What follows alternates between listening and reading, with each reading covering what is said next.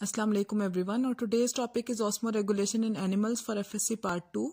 If you are new to my channel, kindly subscribe to my channel. Also like, comment and share my videos guys. I'm very thankful for your immense support towards my channel. Keep supporting. You can also follow me on my Instagram. The link of the Instagram is on the screen right now and it is also in the description of this video. Let's start with the lecture. Next one is osmoregulation in animals. As the animal cells do not have cell wall, so they are very critical in this situation. They have to maintain their inner balance of solute and water. So let's see that how they maintain their inner balance of water and solute, how they osmoregulate. Animal cells require more critical balance of water and solutes in the body, as they cannot survive a net water gain or loss. Water continuously leaves or enters the cells, however, quantity of water and solutes is kept in balance. There are two approaches in maintaining this balance. There are two types of organisms, osmoconformers and osmoregulators. First of all, osmoconformers.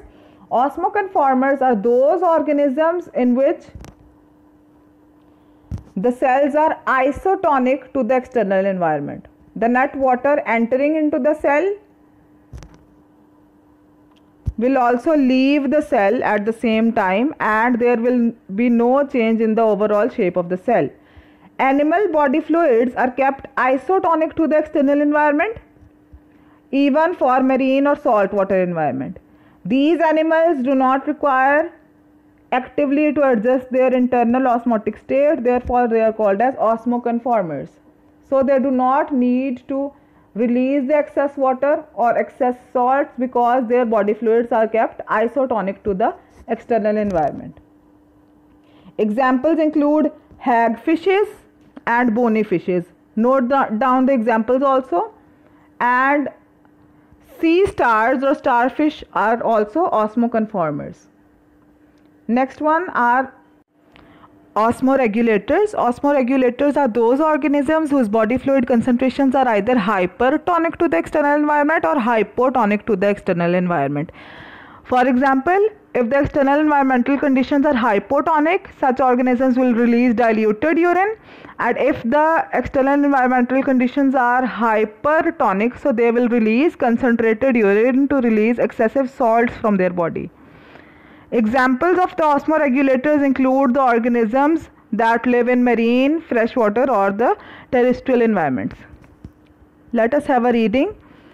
The animals whose body fluid concentrations differ noticeably to the outside environment actively regulate to discharge excess water in hypotonic conditions and excrete salts in hypertonic conditions. Therefore, they are called as osmoregulators. Animals inhabiting different environments have distinct adaptations to regulate osmotic balance, for example, marine, freshwater and terrestrial environments. So this was all about our today's lecture. If you have any kind of question, you can ask me freely without any hesitation in your group.